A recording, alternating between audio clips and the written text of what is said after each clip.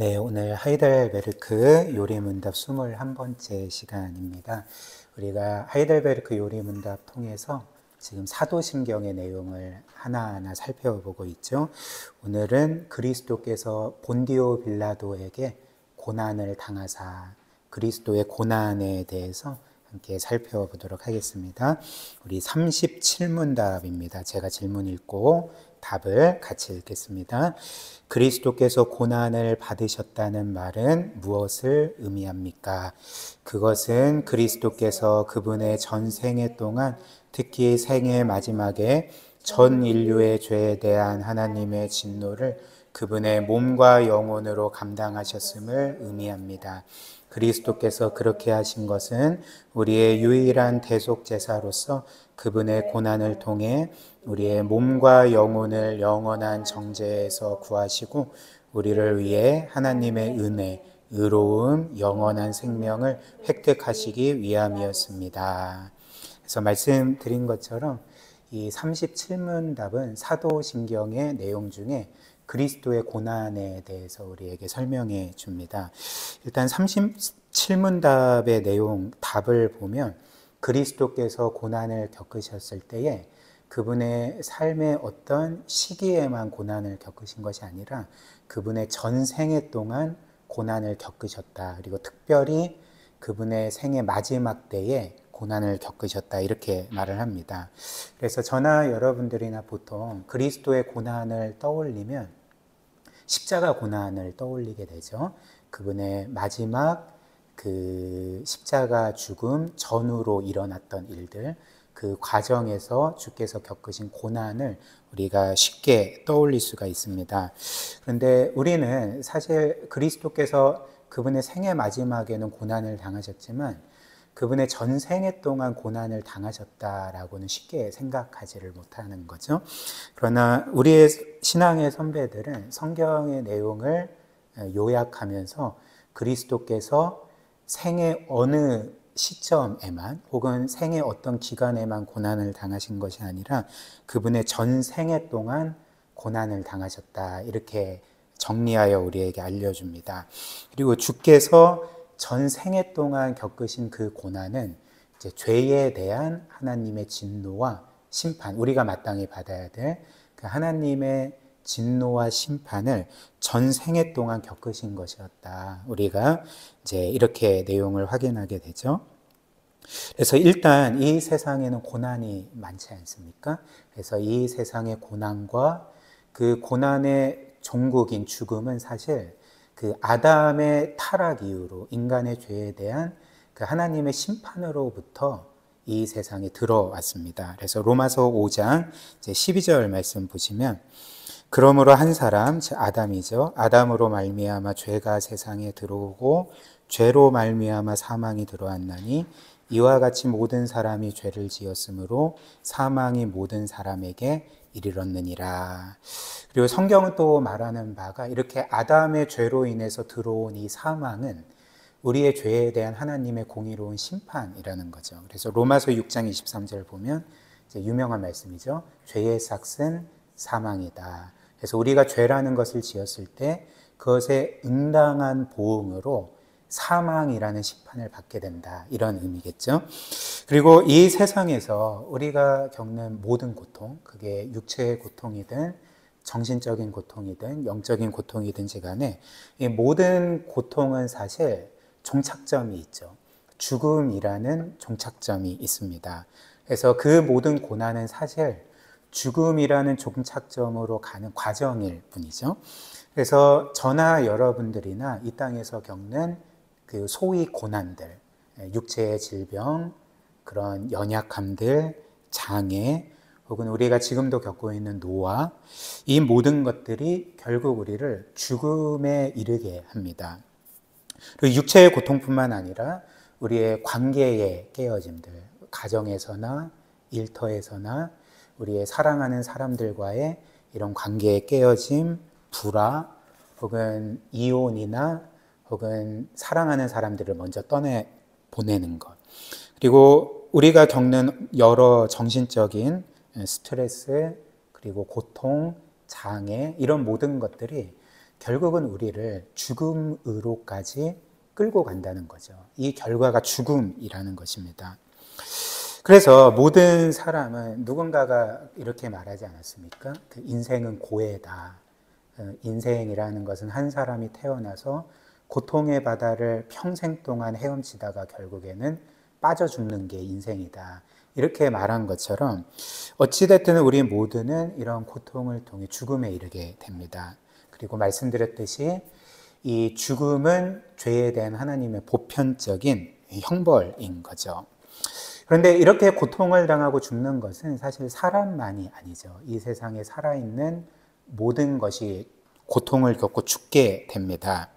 그래서 성경에 보면 인간의 죄로 인해서 인간만 죽는 게 아니라 피조물들도 허무한데 굴복하고 있다. 이렇게 말을 하는 거죠.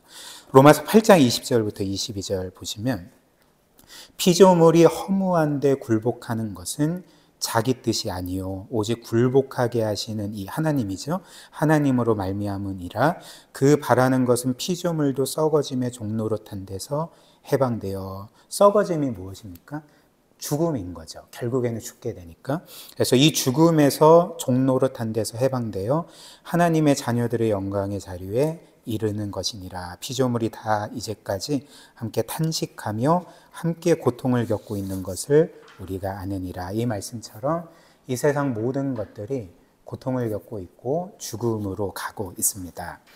그런데 우리가 알다시피 하나님께서 원래 창조하신 이 세상은 고통이 없었죠. 죽음이라는 것이 없었습니다. 죽음은 하나님께서 만드신 것이 아닙니다. 그리고 죽음이 없었기 때문에 당연히 죽음으로 가게 하는 고통이나 슬픔이나 아픔도 전혀 없었죠. 원래 이 세상은 완전했고 어느 정도로 완전했냐 하면 창세기 1장을 보면 하나님께서 이 세상을 창조하시고 이제 각각의 피조물들이 완성되었을 때 뭐라고 하셨습니까? 보시기에 좋았더라. 그러니까 이 세상은 원래 하나님이 보시기에 완벽한 세상이었다는 거죠. 완전히 영광스럽고 아름다운 세상이었던 것입니다. 그런데 사람이 죄를 짓고 죄로 인해 사망이 들어오고 그 사망이 이 세상 모든 것들을 이제 깨트려 버린 거죠. 죽음의 장소로 바꿔버린 것입니다. 그런데 이제 하나님이신 우리 예수 그리스도는 이 세상을 구원하시기 위해서 단지 우리 사람만 구원하시는 게 아니라 이 세상 전체를 구원하시기 위해서 사람이 되어 이 세상에 오셨죠. 그리고 그리스도께서 우리를 구원하시는 방법은 죄의 삭은 사망이고 그래서 우리가 죽어야 되는데 그분이 우리가 마땅히 죽어야 될 죽음을 대신 죽으심으로써 우리를 그 죄의 삭신, 영원한 파멸로부터 구원하셨던 것입니다. 그래서 주께서도 이렇게 죽음으로 가는 과정 가운데 오늘 우리가 하이델베르크 37문답 내용처럼 그분의 전 생애 동안 고난을 겪으신 거죠. 왜냐하면 말씀드린 것처럼 우리가 이 세상에서 겪는 고난은 죄에 대한 하나님의 보편적인 형벌이기 때문에 우리가 죄 때문에 받는 형벌이기 때문에 그리스도께서는 우리의 죄를 지신 분이기 때문에 그분은 이 세상을 사실 때 우리가 겪어야 될 모든 인생의 고통을 겪으셨다는 것입니다. 그래서 이사야 53장 3절 보시면 제가 우리말 성경으로 그렇게 기록해 드렸죠. 한번 보십시오. 그는 예수 그리스도는 사람들에게 멸시를 당하고 버림을 받았을 뿐만 아니라 고통을 겪으셨고 언제나 병을 앓고 있었다. 사람들이 그를 보고서 얼굴을 가릴 만큼 그는 멸시를 당했으니 우리마저도 그를 무시해버렸다. 주께서는 우리가 겪을 수 있는 모든 고통을 겪으셨습니다. 사람들에게 비난과 무시와 멸시를 받으셨고 고통을 겪었고 특별히 언제나 병을 앓고 있었다. 이렇게 우리에게 전해주는 거죠. 이사야 53장 4절도 마찬가지죠. 그는 실로 우리의 질고를 지고 즉 우리의 질병과 고통을 지고 우리의 슬픔을 전생애 동안 겪으셨다. 이렇게 말씀을 하는 거죠. 그래서 예수께서 이렇게 그분의 전생애 동안 원래 죄 때문에 우리가 겪어야 되는데 우리가 겪어야 될 인생의 모든 그 고통과 아픔과 슬픔을 겪으셨기 때문에 그분이 이 세상에서 사실 때 얻은 별명이 뭔지 아십니까? 그 성경이 그분께 붙여준 별명이 뭔지 아십니까? 그분은 이 세상에 슬픔의 사람으로 불리셨습니다. 그래서 이사야 53장 3절 보시면 그 고통을 겪었고라고 이제 번역된 부분이 있죠. 근데 히브리어 원문을 보면 고통을 겪었고가 사실 그 이런 문장으로 되어 있지 않고 히브리어로 그 이시 마크오보트라고 되어 있는데 이시는 사람이고요. 그 마크오보트는 슬픔 혹은 고통 이런 의미입니다. 즉 이사야 53장은 예수님을 가리켜서 고통의 사람, 슬픔의 사람 이렇게 불렀던 거죠. 그래서 영어 성경은 거의 대다수가 이 부분을 이렇게 번역을 했던 거죠. A man of sorrows. 슬픔의 사람이셨다. 그분은 슬픔의 사람이셨다. 예수님의 별명이었던 거죠. 그리고 이렇게 그리스도께서 그분의 삶 동안 내내 고통과 아픔과 질병과 슬픔과 눈물을 겪으신 것은 말씀드린 것처럼 우리의 죄를 대속하는 과정이었던 것입니다.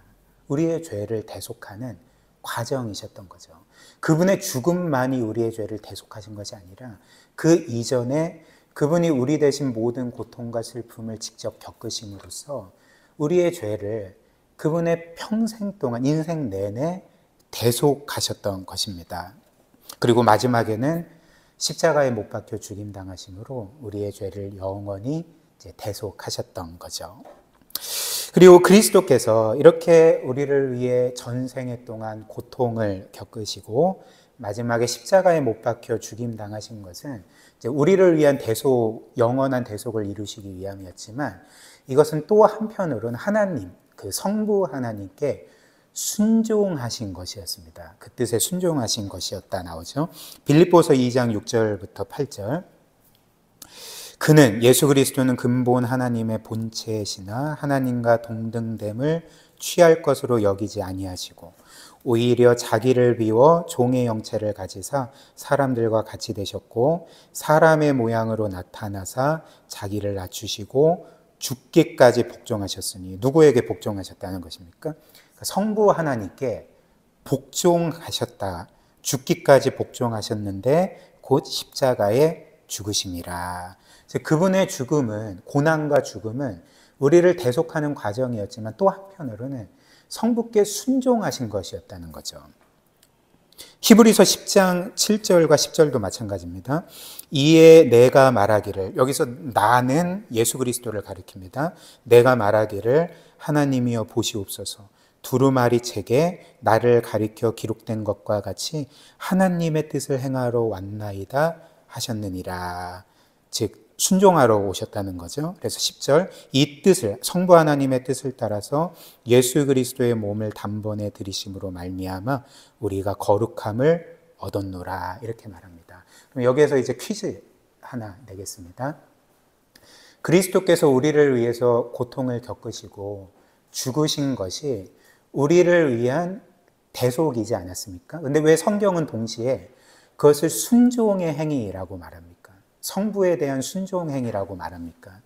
왜냐하면 예수 그리스도의 고난과 죽음은 우리가 하나님께 순종해야 됐는데 불순종했던 것을, 우리는 하나님께 마땅히 순종해야 했으나 불순종했던 것을 이제 예수 그리스도께서 받으셔서 우리가 마땅히 순종해야 됐던 것들을 그분이 순종하셨던 것입니다.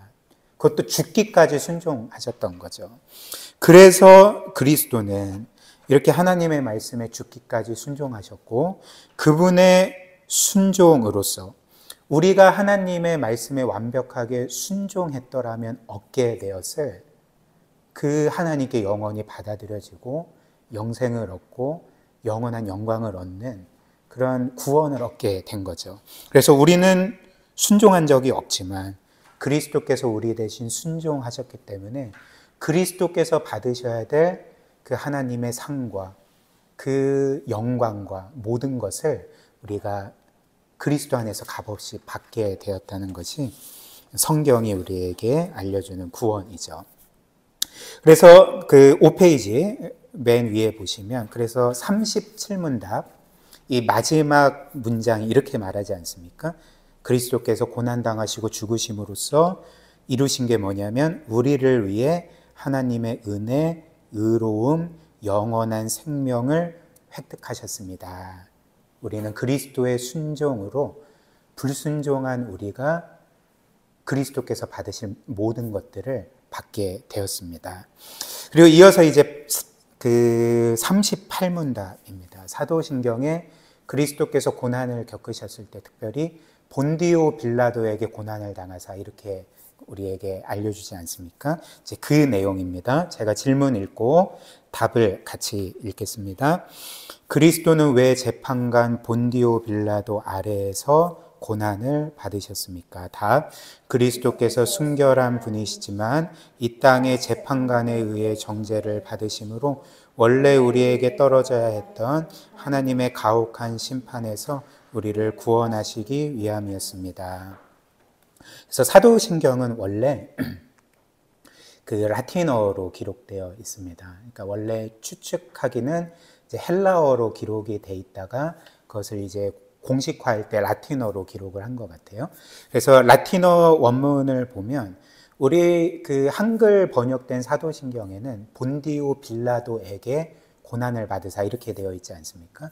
근데 원문을 그대로 그 직역을 하면 본디오 빌라도 아래에서 고난을 받으사 이게 이제 정확한 것입니다. 그래서 라틴어로 제가 적어드렸는데 그 수브 폰티오 필라토라고 되어 있는데 이제 본디오 빌라도 수부가 이제 아래라는 것입니다. 아래에서 그리고 이것은 본디오 빌라도 치하에서 고난을 당하셨다 이런 의미가 됩니다.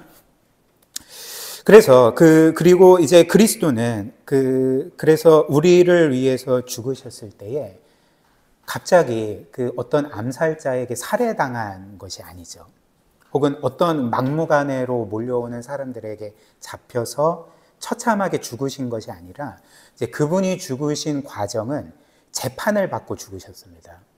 그러니까 처음에 이제 대제사장이 보낸 병사들에 의해 잡히시고 본디오 빌라도에게 넘겨주시고 이제 본디오 빌라도 치하에서 그 재판관 아래에서 정죄를 받고 십자가형을 선고받고 죽으신 거죠. 그래서 어떤 면에서 그분은 그 로마의 공권력 아래에서 재판에 의해서 죽임 당하게 되신 거죠. 그런 그 의미에서 그런 이유로 이제 사도신경은 그리스도께서 본디오 빌라도 치하에서 고난을 받아 십자가에 못 박혀 죽으셨다. 이렇게 우리에게 이제 전해주는 것입니다. 그리고 일단 그 그리스도께서 이렇게 본디오 빌라도 치하에서 유죄 판결을 받고 죽으셨다는 것에서 우리가 한 가지 중요한 사실을 보게 됩니다. 이것을 우리가 생각해야 되는데요. 그 본디오 빌라도 치하에서 주께서 이렇게 고난받고 죽으셨다는 것은 우리에게 어떤 사실을 알려줍니까? 그리스도께서 죽으신 것이 역사적 사실이라는 거죠. 역사적 사실이라는 것입니다. 사람들은 보통 생각하기에 이 기독교의 복음이라는 것을 기독교가 임의로 만들어낸 그 도덕적인 규범집처럼 도덕적인 어떤 교훈의 모음처럼 그렇게 생각합니다. 이것은 역사적인 사실이 아닌 거죠. 근데 성경은 사람들에게 도덕적인 교훈집을 줘서 너희가 이것을 지키면 좋아. 너희가 이것대로 살면 구원을 받을 거야. 이게 복음이 아닌 거죠. 우리가 구원받기 위해서 필요한 것은 이런 도덕적인 교훈집이 아닙니다. 이런 사람들이 꾸며낸 어떤 도덕적인 예화나 교훈이나 이야기가 필요한 게 아닙니다. 우리가 구원받기 위해서 필요한 것이 무엇입니까? 하나님께서 역사 가운데 사람이 되어 들어오시고 하나님께서 진짜 역사적인 인물이었던 그 본디오 빌라도 치하에서 실제로 재판을 받아 정죄받고 죽으심으로써 역사적으로 우리를 구원하셨다는 그 팩트가 하나님께서 실제로 역사 가운데 이루신 이 일이 구원 행위가 우리에게 필요하다는 거죠. 그래서 그리스도께서 본디오 빌라도 치하에서 죽으셨다는 것은 이 복음이 진짜 역사적인 사실이라는 것. 하나님이 실제로 역사 가운데 이루신 우리의 구원이라는 것을 우리가 먼저 이제 발견할 수가 있겠죠. 또한 그 그리스도께서 당시 이렇게 본디오 빌라도에게 재판을 받고 그 정죄를 받아 이제 십자가에 못 박혀 죽임 당하시지 않았습니까? 근데 성경이 우리에게 알려주는 충격적인 사실은 무엇이냐면 본디오 빌라도는 예수님을 죽인 궁극적인 재판관이 아니었다는 것입니다. 본디오 빌라도는 예수님을 정죄한 궁극적인 재판관이 아니었다는 거죠. 왜냐하면 그리스도께서 빌라도에게 정죄받기 전에 그에게 이렇게 말씀하셨습니다. 요한복음 19장 10절, 11절. 빌라도가 이르되 내가 말하지 아니하느냐. 예수님께 말하는 것입니다. 내가 너를 놓을 권한도 있고 십자가에 못 박을 권한도 있는 줄을 알지 못하느냐. 예수께서 대답하시되 위에서 주지 아니하셨더라면 너가 나를 해야 할 권한이 없었으리니 그러므로 나를 너에게 넘겨준 자의 죄는 더 크다 하시니라. 지금 예수께서 무슨 말씀을 하고 계시는 것입니까? 빌라도 너가 나를 재판하고 유죄 판결을 하고 죽일 수 있는 것은 너의 권한이 아니다. 지금 너의 권한으로 나에게 유죄 판결을 내린 게 아니라 너는 위에서부터 오는 권한이 아니라, 여기서 위는 뭡니까? 하늘인 거죠. 그렇죠? 하늘에서부터 오는 권한이 아니라면 너는 나를 정죄할 수 없다. 나를 십자가에 못 박을 수 없다. 지금 이렇게 말씀하신 거죠. 그렇다면 지금 주께서 말씀하신 위에서 오는 권한은 누구의 권한입니까? 하나님의 권한인 거죠. 하나님의 권한인 것입니다.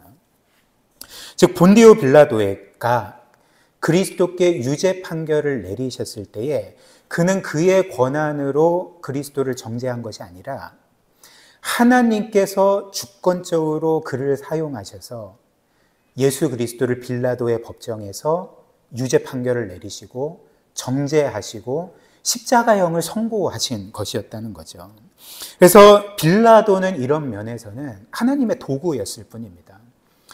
그분의 외아들을 정죄한 분은 놀랍게도 그분의 아버지셨다는 거죠. 그래서 사도행전 2장 23절이 이렇게 말하죠. 그가 하나님께서 정하신 뜻과 미리 아신 대로 내준 바 되었거늘 너희가 법 없는 자들의 손을 빌려 못 박아 죽었으나 그리스도께서는 본디오 빌라도에 의해서가 아니라 하나님께서 정하신 뜻과 미리 아신 대로 내준 바 되시고 십자가에 못 박혀 죽임 당하게 되셨다는 것입니다.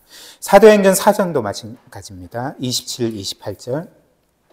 과연 헤롯과 본디오 빌라도는 이방인과 이스라엘 백성과 합세하여 하나님께서 기름 부으신 거룩한 종 예수를 거슬러 하나님의 권능과 뜻대로 이루려고 예정하신 그것을 행하려고 이 성에 모였나이다. 이것도 굉장히 충격적인 진술이죠. 당시 사람들에게. 분명히 예수님을 정죄하고 죽인 자는 헤롯 왕과 본디오 빌라도와 대제사장과 바리새인들이었는데 지금 그 베드로와 사도들이 뭐라고 말하고 있는 것입니까? 예수를 실제로 죽인 것은 하나님이셨다. 그들은 사실 하나님의 들러리였고 하나님의 권능과 뜻대로 이루려고 예정하신 그것을 하나님의 도구로서 행했을 뿐이다. 지금 이렇게 말을 하고 있는 거죠. 그래서 그리스도께서 그렇게 빌라도에게 정죄당하고 십자가에 못 박혀 이제는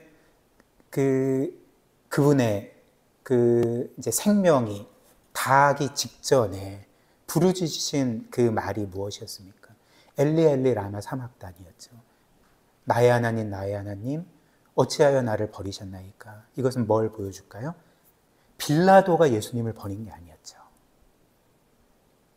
그 악한 자들이 예수님을 버린 게 아니라 성부 하나님이 예수님을 버리셨기 때문에 그분이 십자가에 못 박혀 죽임당하신 것이었고 그렇기 때문에 하나님은 사실 우리가 하나님의 심판대 앞에서 정죄받고 심판받아야 될 것을 그분의 아들에게 내리심으로써 로마서 8장 1절이 말하는 것처럼 그리스도 안에 있는 우리에게는 이제는 정죄함이 없게 되는 것입니다. 하나님의 심판대 앞에 서더라도 우리는 유죄 판결이 아니라 너희는 무죄일 뿐만 아니라 의로운 자다라고 선고를 받게 되는 거죠. 그리고 이어서 하이델베르크 요리문답 39문답입니다. 제가 질문 읽고 답을 또 같이 읽겠습니다. 그리스도께서 다른 방법이 아니라 십자가에 못 박히심으로 죽으신 것에는 특별한 의미가 있습니까? 다 그렇습니다. 우리는 그리스도께서 십자가에 못 박혀 죽으신 것을 보며 그리스도께서 우리가 받아야 될 저주를 대신 짊어지셨음을 확신합니다. 왜냐하면 십자가의 죽음은 하나님께 저주를 받은 것을 의미하기 때문입니다. 이 39문답은 그러면 그리스도께서 우리를 위해서 그 죽으시고 구원하시기 위해서 꼭 십자가 죽음을 겪으셔야 했는가, 다른 방법은 없었는가에 대한 이제 내용이 되는 거죠.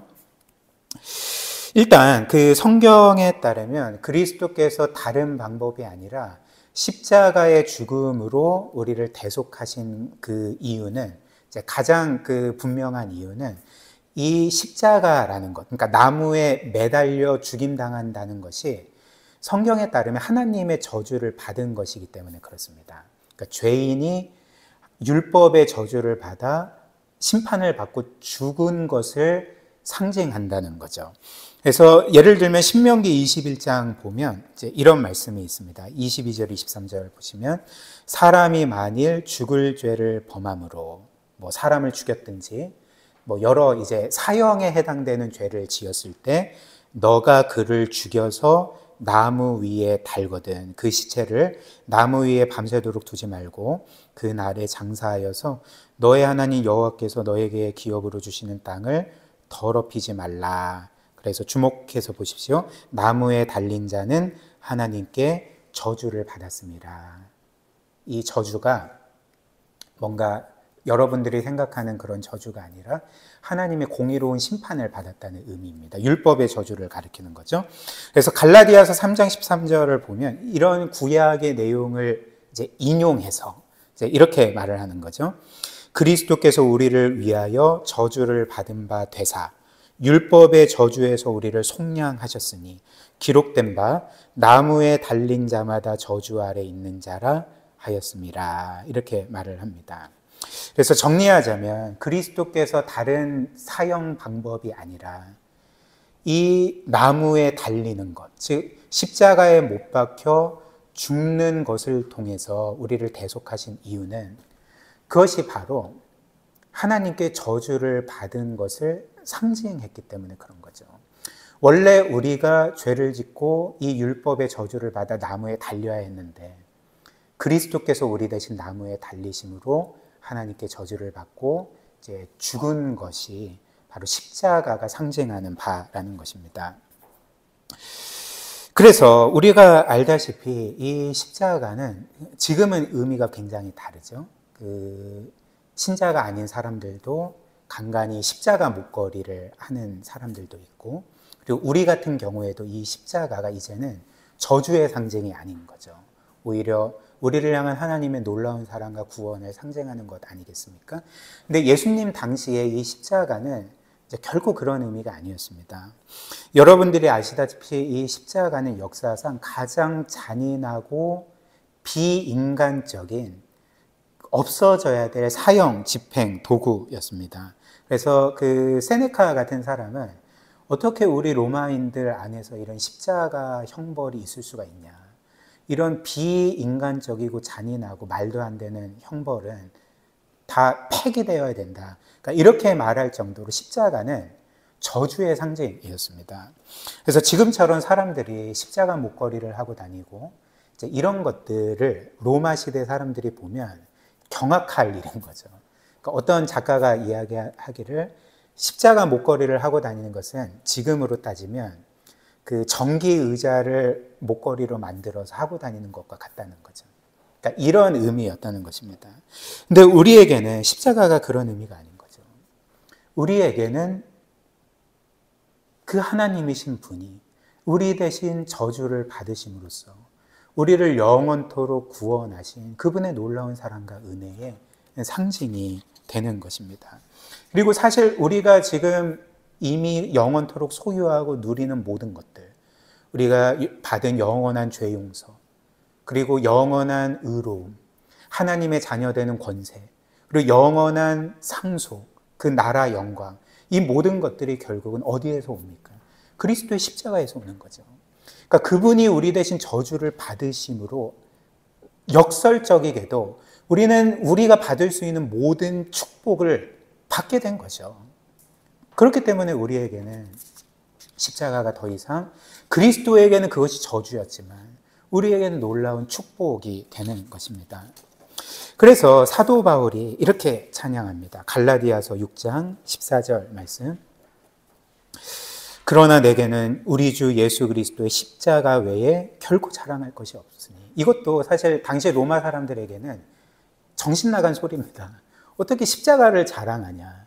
그리고 어떻게 십자가에 못 박힌 흉악한 죄인인 예수 그리스도를 자랑하냐. 근데 사도 바울은 나는 그리스도 십자가 외에 자랑할 것이 없다 이렇게 말하는 거죠. 왜 그럴까요? 말씀드린 것처럼 그리스도께서 저주받으심으로 우리는 우리가 받을 수 있는 영원한 복을 그 십자가에서 받았기 때문에 십자가 외에 자랑할 것이 없게 되는 거죠. 우리가 방금 이 요리문답에서 본 것처럼 사람들은, 우리도 이제 과거에 그런 적이 있었을 것입니다. 꼭 십자가여야만 했는가? 우리를 구원하시기 위해서 다른 방법은 사용 불가했는가? 그리스도께서는 다른 방법으로 죽으심으로 우리를 구원하실 수 있지는 않았는가? 우리가 그렇게 생각할 수 있지 않겠습니까? 그러나 사실 이 말의 저변에 깔린 생각은 이제 이런 생각 아니겠습니까? 우리는 우리의 구원 방법조차도 하나님께 요구할 수 있는 어떤 자격이 있는 것처럼, 그러니까 십자가가 아니라 뭔가 우리의 마음을 상하지 않게 하고 뭔가 더 보편적이고 사람들의 비위를 거슬리지 않는 방법이었다면 좋았을 텐데, 특별히 당시 로마 시대 사람들에겐 더더욱 그렇지 않았겠습니까?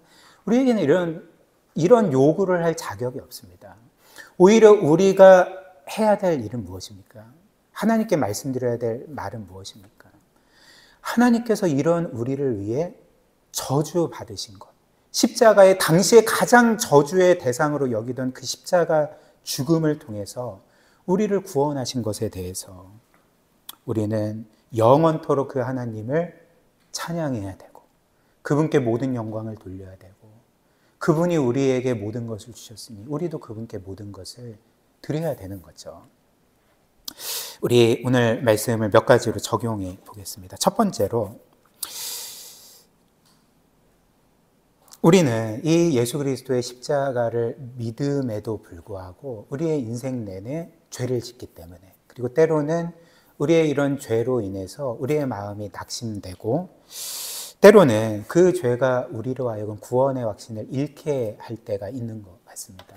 그렇다면 그런 상황에서 오늘 이 말씀이 우리에게 주는 적용점이 무엇일까요? 예수 그리스도의 십자가를 바라보라는 거죠.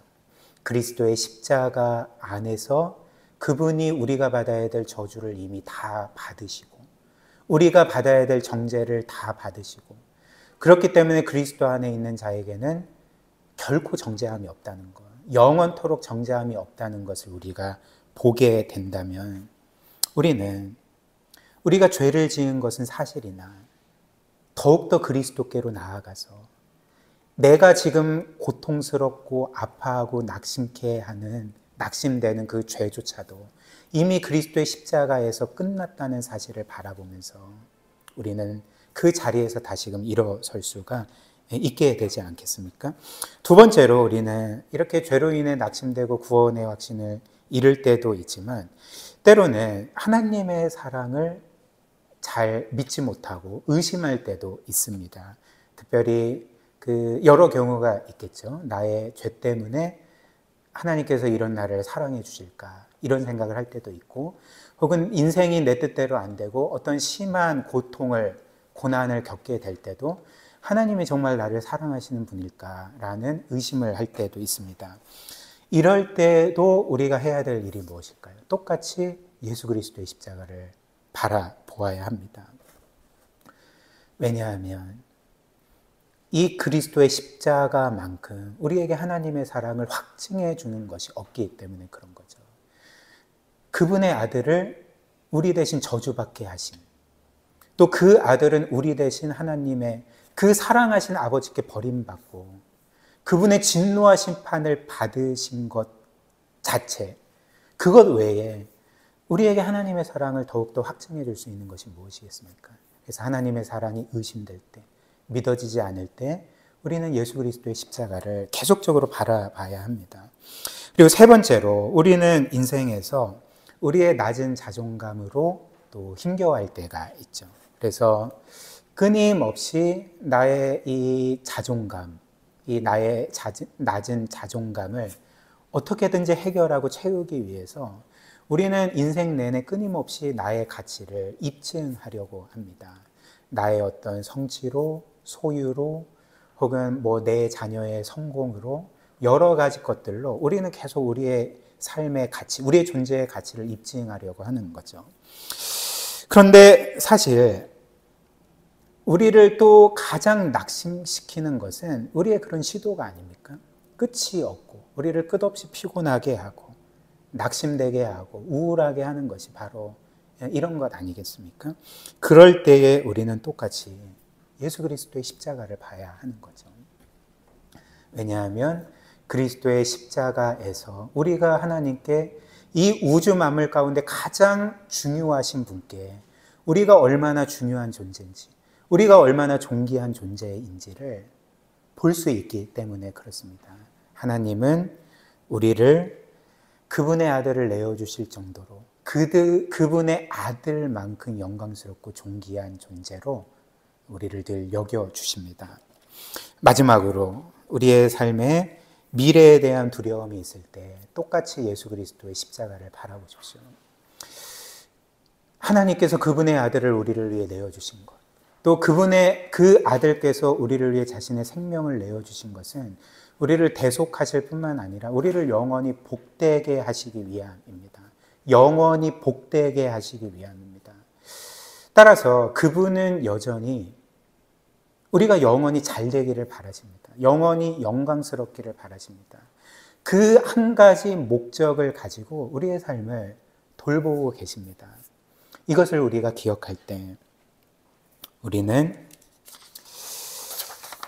여전히 미래에 대한 두려움이 있고 걱정, 근심, 염려가 있을 수 있지만 이 하나님께서 결코 우리의 삶을 방치하시지 않는다는 것, 그냥 내버려 두시지 않는다는 것, 여전히 우리를 가장 영광스러운 곳으로 이끄시기 위해서 모든 것을 다스리고 주관하고 계시다는 것을 우리가 기억하며 우리도 우리의 삶을 하나님께 온전히 맡겨드리고 하나님을 끊임없이 신뢰하고 의지하고 그리고 그분을 따르는 삶을 살아야 할 것입니다. 이것이 바로 믿음의 삶입니다. 그래서 저와 여러분들이 참 끊임없이 삶에서 어려움을 겪더라도 이 하나님을 신뢰하고 의지하고 믿음으로 살고 나는 내 삶을 책임지지 못하지만 하나님께서 내 삶을 반드시 책임지신다.